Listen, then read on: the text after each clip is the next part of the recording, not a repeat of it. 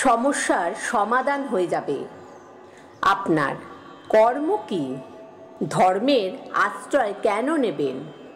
ভোগ বাস থেকে মুক্ত কিভাবে হবেন?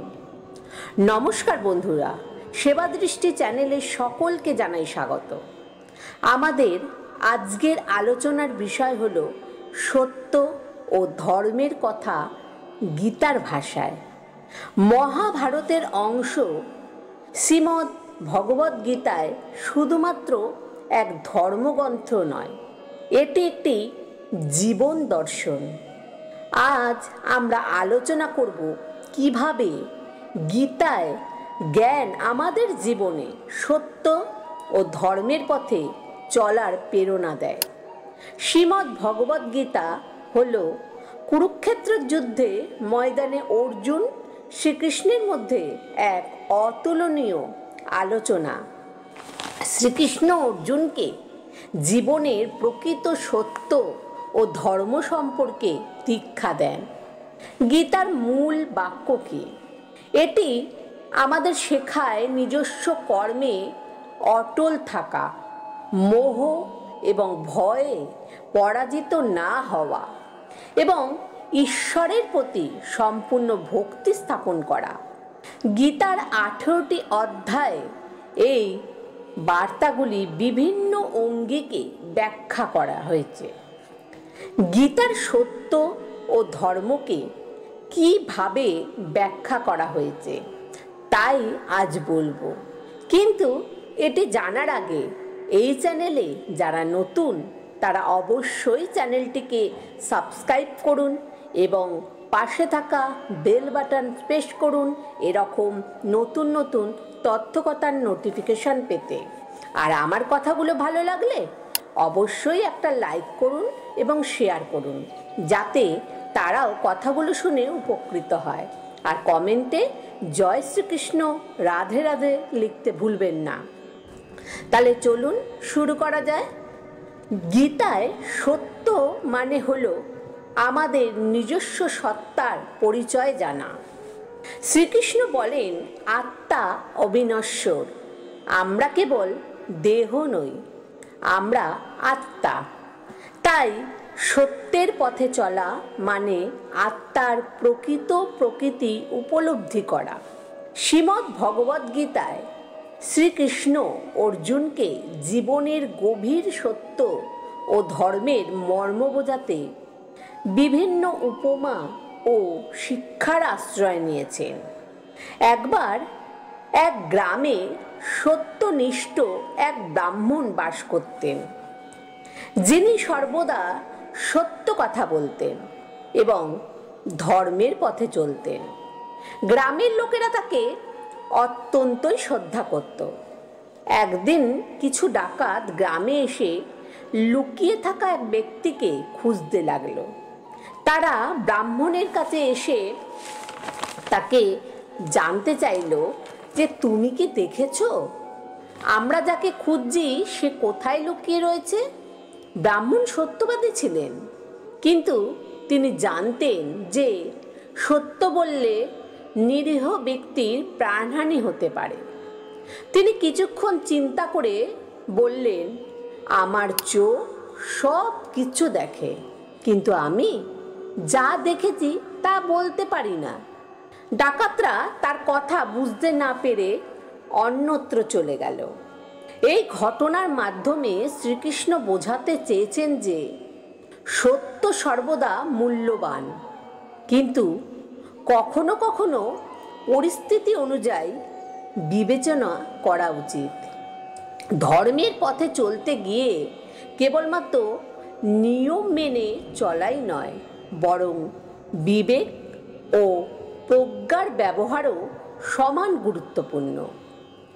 গীতায় শ্রীকৃষ্ণ বলেছেন যে যে ব্যক্তি সোজা সাপটা কথা বলেন তার কথা আমাদের অনেক সময় রূঢ় মনে হতে পারে, কিন্তু সেই ব্যক্তি কখনো কাউকে ধোঁকা দেন না। সুতরাং জীবনের সত্য ও ধর্মের পথে চলতে গিয়ে আমাদের বিবেক, প্রজ্ঞা এবং পরিস্থিতি অনুযায়ী সিদ্ধান্ত নেওয়া উচিত, যাতে আমরা সত্য ও ধর্মকে সঠিকভাবে প্রতিষ্ঠা করতে পারি। গীতার ৭ম অধ্যায়ে শ্রীকৃষ্ণ এই বিষয়গুলির উপর আলোকপাত করেছেন। এক হচ্ছে ধর্ম। ধর্ম মানে কেবল ধর্মীয় আচার অনুষ্ঠান নয়।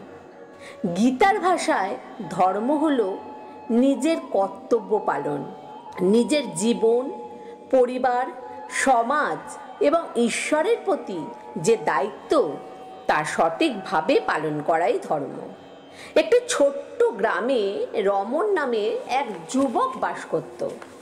তিনি ছিলেন অত্যন্তই নিষ্ঠাবান এবং ন্যায়পরায়ণ, কিন্তু জীবনের কঠিন সমস্যাগুলোর মুখোমুখি হতে গিয়ে অনেক সময় দ্বিধাগ্রস্ত হয়ে পড়তেন। একদিন তিনি গুরুদেবের কাছে গিয়ে বললেন, গুরুদেব, আমি ধর্মের পথে চলতে চাই, কিন্তু কিভাবে বুঝবো যে আমি সত্যিই ধর্মের পথে আছি? গুরুদেব শান্ত স্বরে বললেন, ধর্মের আসল মর্ম বোঝার জন্য শ্রীমদ্ ভগবদ্গীতার শিক্ষা অনুসরণ করো। শ্রীকৃষ্ণ বলেছেন, ধর্ম মানে নিজের কর্তব্য পালন করা এবং সকল জীবের প্রতি সমবেদনা রাখা। ধর্ম কোনো কঠোর নিয়ম নয়, এটি আমাদের হৃদয়ের অনুভব। গুরুদেব একটি গল্প বললেন।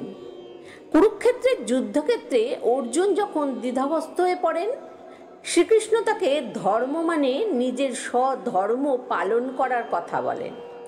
অর্জুনের কাজ ছিল কৌরবদের বিরুদ্ধে যুদ্ধ করে অধিকার পুনঃপ্রতিষ্ঠা করা, কিন্তু তার মন তখন স্নেহ ও দায়িত্বের টানাপোড়েনে জর্জরিত ছিল। শ্রীকৃষ্ণ তাকে বলেছিলেন, ধর্ম মানে নিজের কর্তব্য পালন করা, কিন্তু সেটি নিরাসক্ত হয়ে ফলাফলের চিন্তা ছেড়ে দিয়ে। গুরুদেব যোগ করলেন, যদি কোনো কাজ অন্যের কল্যাণে হয় সেটি প্রকৃত ধর্ম। গীতার শিক্ষা আমাদের এই সত্য শেখায়। রমন গুরুদেবের কথা মনোযোগ দিয়ে শুনল। তিনি অনুভব করলেন, ধর্ম মানে শুধু পুজো অর্চনাই নয়, এটি আমাদের প্রতিদিনের জীবনের কাজকর্মের প্রতিফলিত হওয়া উচিত।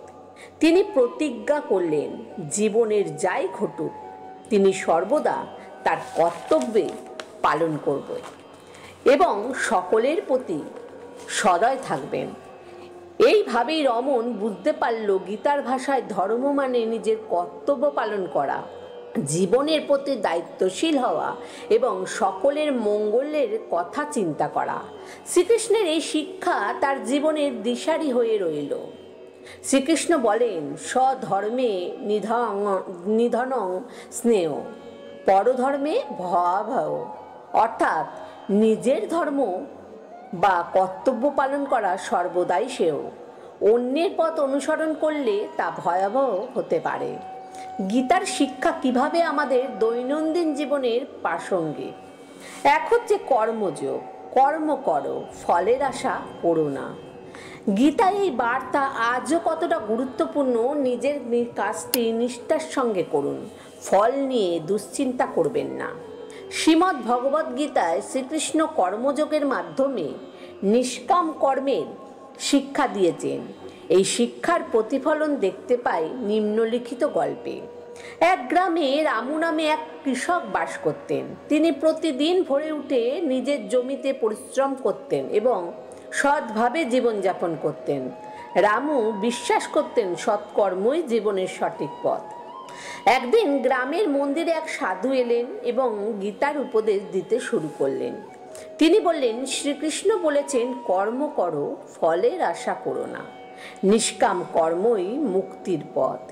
রামু এই কথাগুলো শুনে ভাবলেন, আমি তো প্রতিদিন পরিশ্রম করি, কিন্তু ফলের আশা করি, এ কি তাহলে সঠিক নয়? সাধু রামুর মনের দ্বিধা বুঝতে পেরে বললেন, হে কৃষক, তুমি তোমার কর্তব্য পালন করছো, যা অত্যন্তই প্রশংসনীয়, কিন্তু তুমি যদি ফলের প্রতি আসক্ত হও তাহলে সেটি আসক্তি তোমাকে বন্ধনে আবদ্ধ করবে। তাই কর্ম করো নিষ্কামভাবে, ঈশ্বরের প্রতি ভক্তি রেখে। তাহলেই তুমি প্রকৃত কর্মযোগী হবে। রামু এই উপদেশ গ্রহণ করে প্রতিদিন আরও উদ্যমের সাথে কাজ করতে লাগলেন, কিন্তু ফলের প্রতি আসক্তি ত্যাগ করলেন। তিনি অনুভব করলেন এই নিষ্কাম কর্মের মাধ্যমেই তার মন শান্তি পাচ্ছে এবং জীবনে সত্যিকারের সুখের সন্ধান পাচ্ছেন। এই গল্পের মাধ্যমে বোঝা যায় শ্রীকৃষ্ণের কর্মযোগের শিক্ষা আমাদের জীবনে কতটাই গুরুত্বপূর্ণ।